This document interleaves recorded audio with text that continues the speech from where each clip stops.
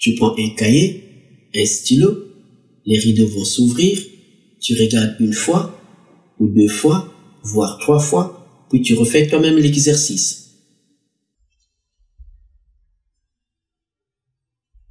Antilles-Guyane, septembre 2017. Exercice 2. Soit la suite de nombres complexes Zn définis par Z0 est égal à 100, Zn plus 1 est égal à I sur 3 Zn pour tout entier naturel n. Le plan est muni d'un repère orthonormé direct OUV. Pour tout entier naturel n, on note Mn le point d'affixe Zn. La première question. Démontrer que pour tout entier naturel n, les points O, Mn et Mn plus 2 sont alignés.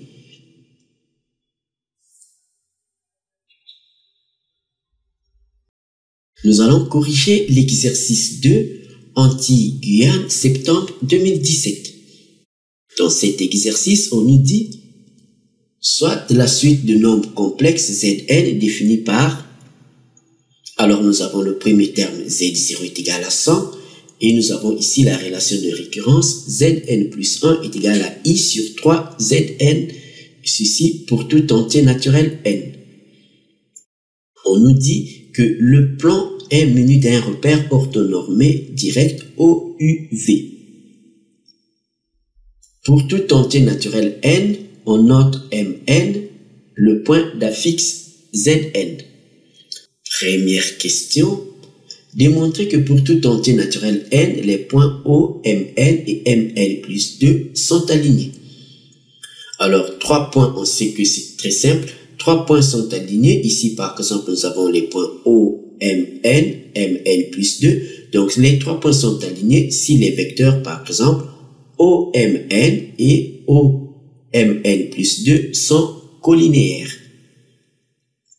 Alors, on va donc vérifier si ces vecteurs sont collinéaires.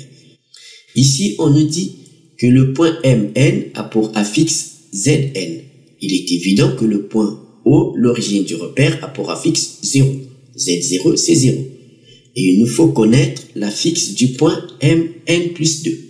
Donc, on va préciser ici, puisque le point Mn a pour affixe Zn, donc il est évident que le point Mn plus 2 a pour affixe Zn plus 2. Donc on va préciser que le point Mn plus 2 a pour affixe Zn plus 2. Alors il faut connaître donc l'affixe du point Mn plus 2. Ici nous avons Zn plus 1 qui est égal à I sur 3 Zn. Mais on ne connaît pas Zn plus 2. On va donc déterminer Zn plus 2. Alors, par définition, nous avons pour tout entier naturel n, Zn plus 1 est égal à I sur 3 Zn. Pour avoir Zn plus 2, il suffit de remplacer n par n plus 1. Donc, en passant au rang suivant, en remplaçant donc n par n plus 1, nous obtenons donc Zn plus 2 est égal à I sur 3 Zn plus 1. On connaît l'expression de Zn plus 1 ici. On va donc remplacer Zn plus 1 par I sur 3 Zn. Nous obtenons donc I sur 3 multiplié par I sur 3 Zn. Ce qui nous donne I au carré sur 3 au carré. 3 au carré, c'est bien 9. Donc on a I au carré sur 9 Zn.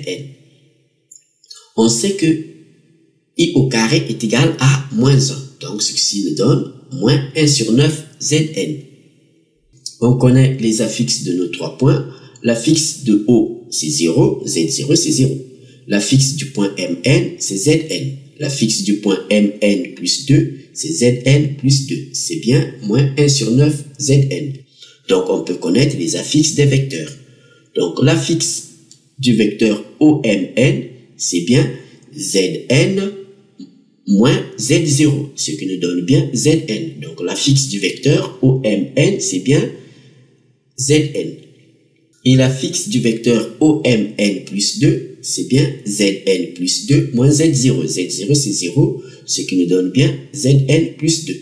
Zn plus 2, on a vu ici que c'est bien I sur 3 Zn plus 1 et on a trouvé moins 1 sur 9 Zn.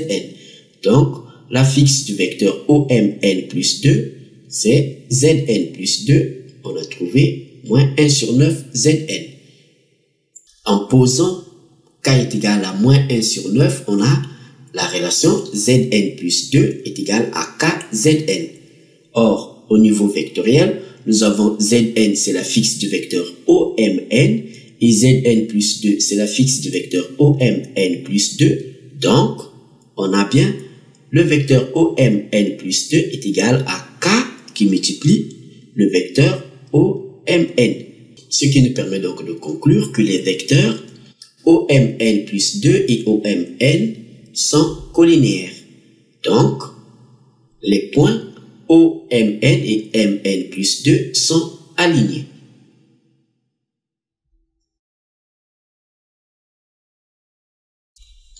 Deuxième méthode. Alors, cette deuxième méthode consiste à déterminer l'angle entre les vecteurs OMN et le vecteur OMN plus 2. Si on trouve que l'angle entre le vecteur OMN et OMN plus 2 est égal à 0, ou bien si c'est égal à pi, cela montre que ces vecteurs sont collinéaires, c'est-à-dire que les points OMN et MN plus 2 appartiennent à une même droite. On va donc faire cette méthode. Donc, elle consiste à déterminer l'angle entre les vecteurs OMN et le vecteur OMN plus 2. Alors, c'est très simple. On va donc déterminer l'angle entre le vecteur OMN et le vecteur OMN plus 2. Alors, l'angle que font les vecteurs OMN et OMN plus 2, c'est l'argument de la fixe du vecteur OMN plus 2 moins l'argument de la fixe du vecteur OMN. C'est-à-dire, c'est l'angle que fait le vecteur OMN plus 2 avec l'axe des abscisses moins l'angle que fait le vecteur OMN avec l'axe des abscisses. Donc, ce qui nous donne l'argument de Zn plus 2. Zn plus 2, c'est la fixe du vecteur OMN plus 2, moins l'argument de Zn. Zn, c'est la fixe du vecteur OMN. Alors, ce qui nous donne donc, d'après les propriétés des arguments, ce qui nous donne bien l'argument de Zn plus 2 sur Zn. Alors, on connaît l'expression de Zn plus 2. Zn plus 2, on a vu que c'est égal à moins 1 sur 9 Zn. Donc, nous obtenons Zn plus 2 sur Zn est égal à moins 1 sur 9 Zn sur Zn. On simplifie par Zn, ceci nous donne moins 1 sur 9. Donc, l'argument de Zn plus 2 sur Zn, c'est l'argument de moins 1 sur 9. Alors, moins 1 sur 9, c'est un nombre négatif. Donc, l'argument d'un nombre négatif, on sait que c'est pi. Et l'argument d'un nombre positif, on sait que c'est 0. Donc, ici, c'est égal à pi modulo de pi. Ce qui montre que les points OMN et MN plus 2 sont alignés. Donc, on va l'écrire que les points OMN et MN plus 2 sont alignés. Deuxième question. On rappelle qu'un disque de centre A et de rayon R, où R est un nombre réel positif, est l'ensemble des points M du plan tel que AM est inférieur ou égal à R. La question, démontrer qu'à partir d'un certain rang, tous les points MN appartiennent au disque de centre O et de rayon 1. Alors ici, on nous parle des points MN. Ici, on a 1 et le centre, c'est 0. Donc, ici, pour nous, R, c'est bien 1. Le A, c'est le centre. Donc, le centre, pour nous, c'est O. Donc, ici, on aura donc OMN est inférieur ou égal à 1. Donc, on va préciser que les points MN appartiennent donc au disque de centre O et de rayon 1. Si nous avons donc OMN est inférieur ou égal à 1. Alors, tout ce qu'on sait, on connaît la fixe du point MN. La fixe du point MN, c'est Zn. Donc, on va préciser que la fixe du point MN est Zn. La fixe de l'origine, on sait que c'est 0. Donc, la distance OMN, qui est égale donc au module de la différence Zn moins Z0. Z0, c'est 0. Donc, ce qui nous donne bien le module de Zn. Donc, on va préciser que la distance OMN est égale au module de Zn. Alors, pour que les points Mn puissent appartenir au disque de centre OI de rayon 1, il suffit donc que cette distance soit inférieure ou égale à 1. C'est-à-dire, le module de Zn doit être inférieur ou égal à 1. Donc, on va préciser. On a donc OMn est inférieur ou égal à 1, c'est-à-dire qu'on a le module de Zn est inférieur ou égal à 1. Alors, tout ce qu'on sait concernant Zn, c'est une suite définie par son premier terme Z0 est égal à 100 et par la relation de récurrence Zn plus 1 est égal à I sur 3 Zn. Donc, on va préciser. On sait que notre suite Zn est définie par son premier terme Z0 est égal à 100 et par la relation de récurrence Zn plus 1 est égal à I sur 3 Zn et ceci pour tout entier naturel n. Donc ici nous avons le module de Zn qui doit être inférieur ou égal à 1. On va donc prendre la suite des modules. En prenant donc les modules, nous obtenons donc le module de Zn plus 1 est égal au module de I sur 3 Zn. On sait que le module d'un produit, c'est le produit des modules. Donc, nous obtenons le module de I sur 3 qui multiplie le module de Zn. Et on sait aussi que le module d'un quotient, ça fait donc le module du numérateur sur le module du dénominateur. Au dénominateur, on a un nombre réel, donc le module devient la valeur absolue. 3 étant positif, la valeur absolue de 3, ça fait 3. Donc, on obtient le module de I sur la valeur absolue de 3 qui est égal à 3. Et le tout multiplié par le module de Zn. Alors, le module de I, ça fait donc la racine carrée de 1 au carré qui est égal à 1. Donc, on obtient 1 sur 3 qui multiplie le module de Zn. Donc, on constate qu'on a le module de Zn plus 1 est égal à 1 tiers qui multiplie le module de Zn. Donc, la suite des modules est une suite géométrique de raison 1 tiers. Et donc, de premier terme, le module de Z0. Le module de Z0, ici, c'est le module. Donc, c'est la valeur absolue de 100, c'est bien 100. Donc, on peut conclure que notre suite de modules est une suite géométrique de raison 1 tiers et de premier terme 100. On va donc l'écrire. On va donc préciser que la suite des modules est une suite géométrique de raison 1 tiers et de premier terme, le module de Z0 qui est égal à 100. Donc, puisque la suite des modules est une suite géométrique, on peut donc connaître le terme général. On connaît la raison, on connaît le premier terme.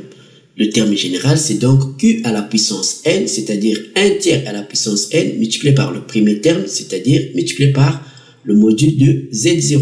Donc, on l'écrit. On a donc le module de Zn, le terme général de notre suite des modules, c'est donc 1 tiers à la puissance n qui multiplie le module de Z0. Alors, le module de Z0, on a vu, c'est 100. Donc, on va préciser que le module de Z0, c'est bien 100. Alors, donc, le terme général, le module de Zn est égal à 1 tiers à la puissance n multiplié par 100. On sait que 1 tiers à la puissance n, c'est 1 à la puissance n sur 3 à la puissance n. 1 à la puissance n, c'est 1. Donc, on obtient 1 fois 100 sur 3 à la puissance n. Donc, le terme général de notre suite des modules, c'est donc 100 sur 3 à la puissance n. Alors, on a vu que la raison, c'est bien 1 tiers. On constate que 1 tiers est compris entre moins 1 et 1.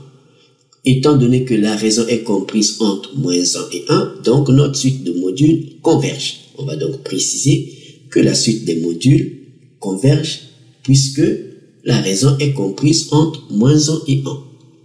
Alors, étant donné que la suite de modules converge, cette suite de modules converge vers quelle valeur? Si on prend la limite quand n tend vers plus l'infini du module de Zn, ça nous donne donc la limite quand n tend vers plus l'infini de 100 sur 3 à la puissance n.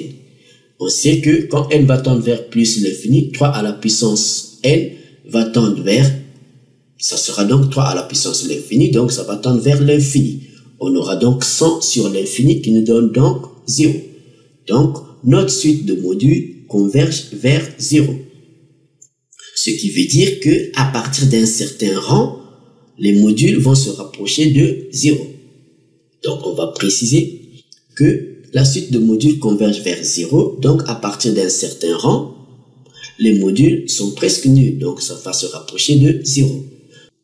Ce qui nous permet donc de dire que, à partir d'un certain rang aussi, un autre rang, donc les modules de Zn vont être inférieurs ou égaux à 1. Donc, on peut donc déterminer ce rang. On a donc le module de Zn est inférieur ou égal à 1. On remplace donc le module de Zn par 100 sur 3 à la puissance n. Nous obtenons 100 sur 3 à la puissance n est inférieur ou égal à 1. Ici, on va donc on va multiplier le tout par 3 à la puissance n. L'inégalité ne va pas changer de sens. Nous obtenons donc 100 est inférieur ou égal à 3 à la puissance n fois 1 qui est égal à 3 à la puissance n. Alors, pour déterminer n, ici, nous allons donc prendre l'image par la fonction ln, le logarithme de Neper, tout en sachant que la fonction logarithme est une fonction qui est strictement croissante, donc l'inégalité ne va pas changer de sens. Nous obtenons donc ln de 100 est inférieur ou égal à ln de 3 à la puissance n. Alors, d'après les propriétés de la fonction ln, ln de 3 à la puissance n est égal à n ln de 3, puisque ln de a à la puissance n, c'est n ln de a. Donc, on va écrire que ln de 100 est inférieur ou égal à n ln de 3. Alors, ici, en commençant donc par n ln de 3, nous pouvons écrire que n ln de 3 est plus grand que ln de 100. Donc, on va écrire que n ln de 3 est supérieur ou égal à ln de 100. Et ici, ln de 3 est non nul, donc on peut diviser par ln de 3. Nous obtenons donc n est supérieur ou égal à ln de 100 sur ln de 3. Et en prenant donc la calculatrice, nous obtenons n est donc supérieur ou égal à 4,605 sur 1,098. Donc, on a n à peu près supérieur ou égal à 4,193. Donc, à partir de n égale à 5, tous les points Mn sont dans un disque de centre O et de rayon 1. Donc, on va préciser que pour n est égal à 5, tous les points Mn appartiennent au disque de centre O et de rayon 1. Merci Quimpermat. N'oublie pas de t'abonner à notre chaîne et de faire un je t'aime.